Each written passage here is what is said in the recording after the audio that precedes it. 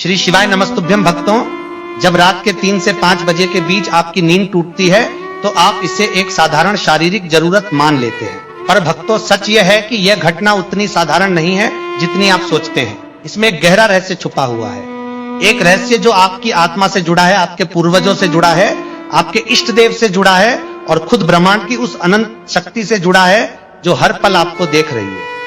आज विनायक साधना के इस पवित्र मंच पर हम उस रहस्य की परतें एक एक करके उठाएंगे और इसीलिए मैं आपसे विनती करता हूं, इस वीडियो को अंत तक देखिए, क्योंकि जो जानकारी आज मैं आपको देने जा रहा हूं वो शायद आपकी पूरी जिंदगी का नजरिया ही बदल दे। भक्तों, जरा सोचिए, रात को आपकी नींद टूटती है, लेकिन वो कभी रात 12 बजे नहीं टूटती, वो कभी तड़के सुबह 6 बजे नहीं टूटती, हर बार एक ही समय पर 3 से 5 बजे के बीच। क्या यह सिर्फ संयोग है? क्या पेट में पानी का दबाव सिर्फ इसी समय बनता है? क्या शरीर की घड़ी इतनी सटीक होती है कि हर रात बिल्कुल उसी समय पर अलार्म बजाए? महाराज कहते हैं कि इस दुनिया में कोई भी घटना बिना कारण के नहीं होती। हर घटना के पीछे एक कारण होता है, एक उद्देश्य होता है, और जब यही घटना रोजाना दोहराई जाए तो वो कारण और भी गहरा होता है। वो कारण सिर्फ शरीर का नहीं होता, वो कारण आत्मा का होता है, वो कारण ब्रह्मांड का होता है, वो कारण उस अदृश्य शक्ति का होता है जो इस सृष्टि को चला रही है। तो चलिए आज समझते हैं कि आखिर वो क्या है जो रात के इस खास समय में इतना विशेष होता है कि ब्रह्मांड खुद आपको जगाने की कोशिश करता है। शास्त्रों में लिखा है कि समय कोई निर्जीव वस्तु नहीं है, समय एक जीवित शक्ति है, एक ऊर्जा है, एक चेतना है, और इस चेतना के अलग अलग पहलू हैं। दिन के हर पहर का एक अपना स्वभाव होता है, एक अपना असर होता है। जैसे दोपहर का समय सूर्य की ऊर्जा से भरा होता है जो काम और कर्म का समय है। शाम का समय संध्या वंदन का समय है जब दिन और रात मिलते हैं। रात का समय विश्राम और सपनों का होता है।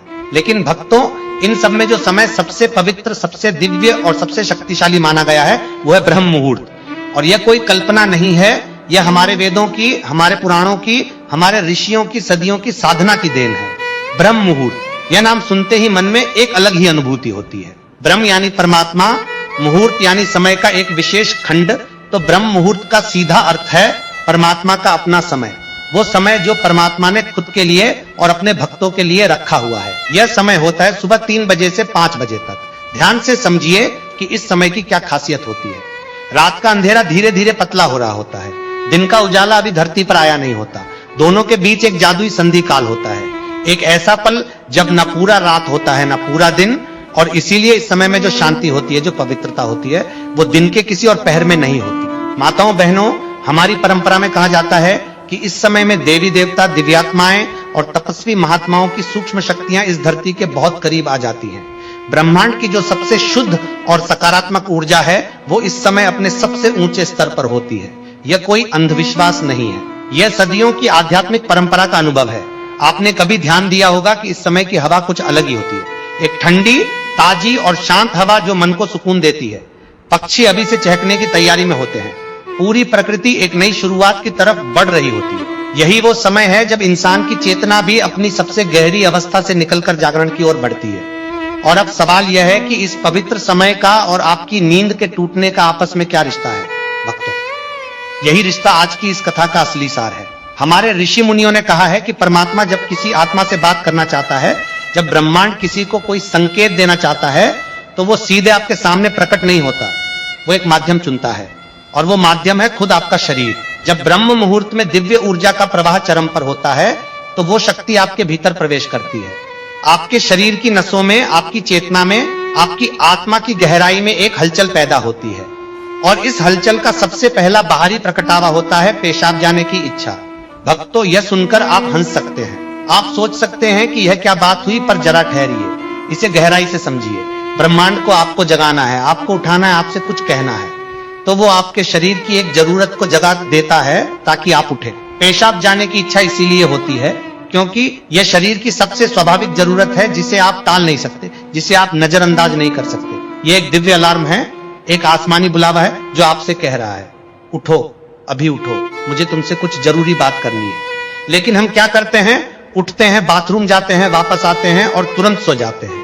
जैसे किसी के दरवाजा खटखटाने पर हम झांक कर देखें और बिना दरवाजा खोले वापस सो जाएं। जो शक्ति आपसे मिलने आई थी वो वापस चली जाती है, जो संकेत आपको मिलने वाला था वो अनसुना रह जाता है। महाराज कहते हैं कि जब कोई देवता, कोई पूर्वज, कोई दिव्य शक्ति आपके पास आती है और आप उसे स्वागत नहीं दे तो वो निराश होकर लौट जाती है। और यही हम हर रात करते हैं। हम उस खास मौके को, उस दिव्य बुलावे को, उस जागृति के क्षण को बिना समझे गंवा देते हैं। अब भक्तों, सबसे बड़ा सवाल आता है, करोड़ों लोग इस दुनिया में हैं, लाखों अभी भी गहरी नींद में सो रहे हैं, तो यह दिव्य संकेत सिर्फ आपको ही क्यों मिल रहा है? आखिर ब्रह्मांड ने आपको ही क्यों चुना? इसका जवाब बहुत गहरा है और इसे समझने के लिए हमें अपनी आत्मा की यात्रा को समझना होगा।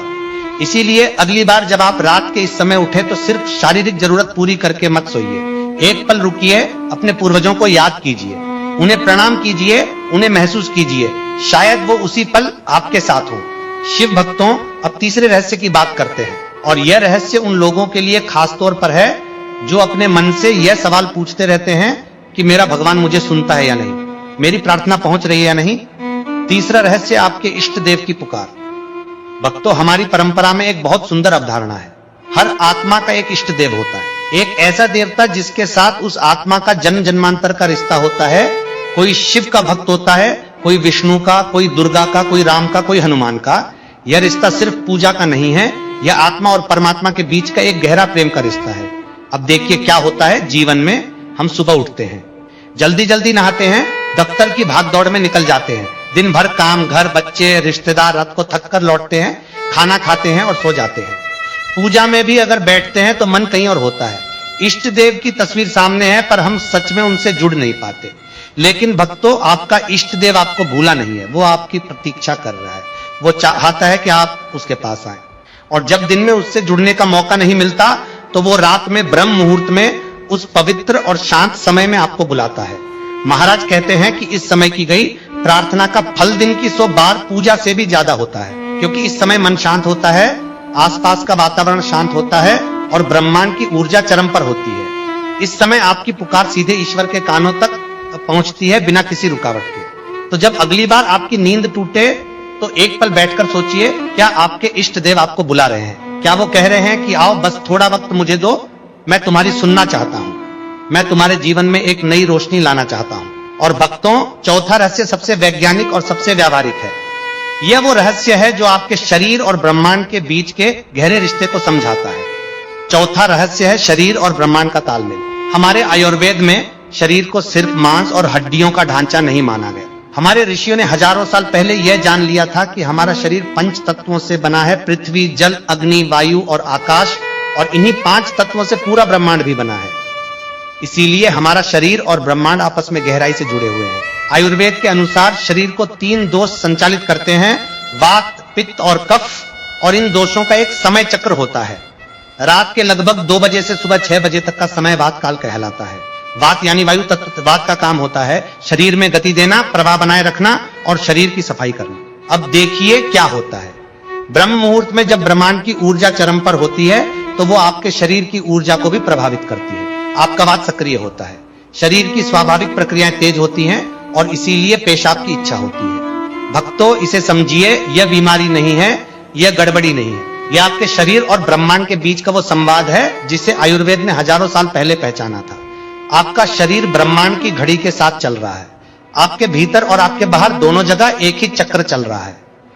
यह एहसास स्वयं को जानने जैसा है। जब आप यह जान लेते हैं कि आप इस विशाल ब्रह्मांड से कटे हुए नहीं हैं, बल्कि उससे जुड़े हुए हैं, तो एक अलग ही शांति मिलती है, एक अलग ही संतोष होता है।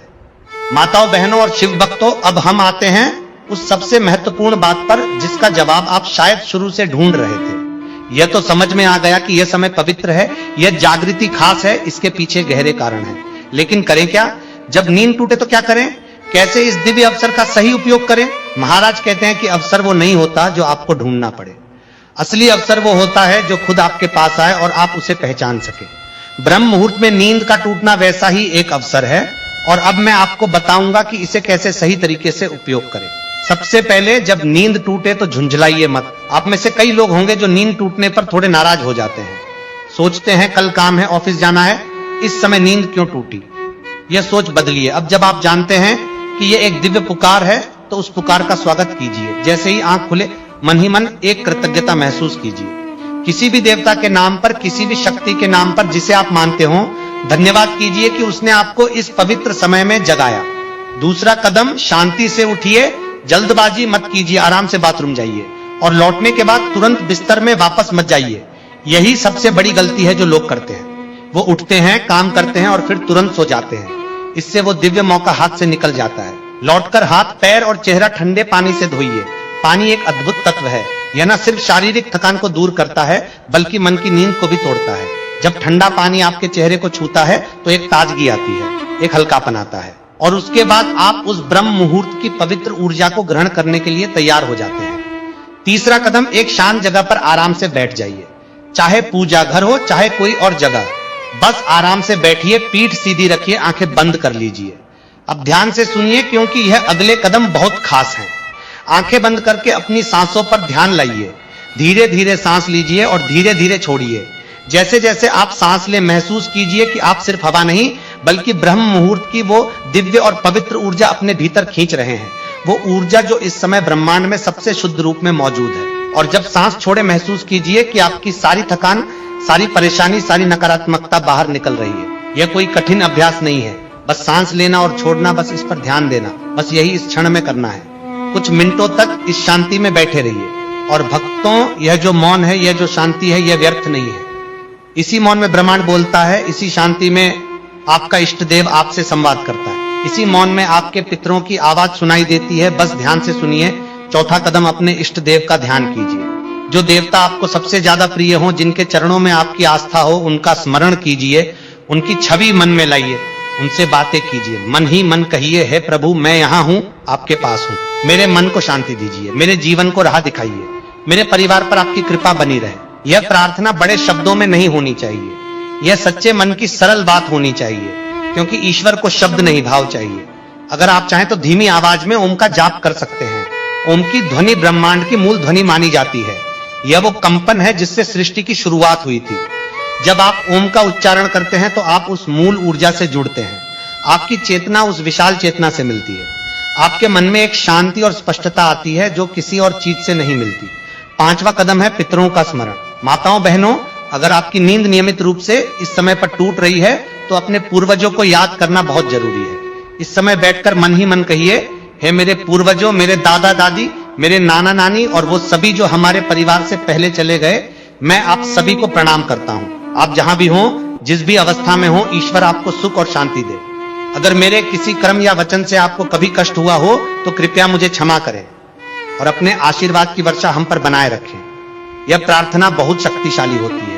पितरों का आशीर्वाद जब मिलता है तो जीवन में जो रुकावटें होती हैं वो दूर होने लगती हैं, जो काम नहीं बनते वो बनने लगते हैं, जो परिवार में कलह होती है वो शांत होती है। भक्तों, शुरुआत में यह सब करना आसान नहीं लगेगा। नींद आएगी, मन भटकेगा, 5 मिनट बाद लगेगा कि बस अब बिस्तर पर जाना है, और यह बिल्कुल सामान्य है।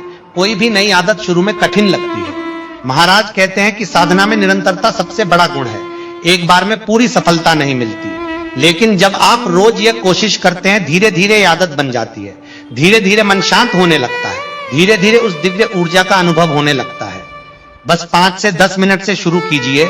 कोई बड़ी साधना नहीं करनी, कोई घंटों ध्यान नहीं करना, बस 5 मिनट की यह सुंदर शुरुआत भी आपके जीवन में बड़ा बदलाव ला सकती है। माताओं, बहनों, अब मैं आपसे एक और बात कहना चाहता हूं जो बहुत जरूरी है।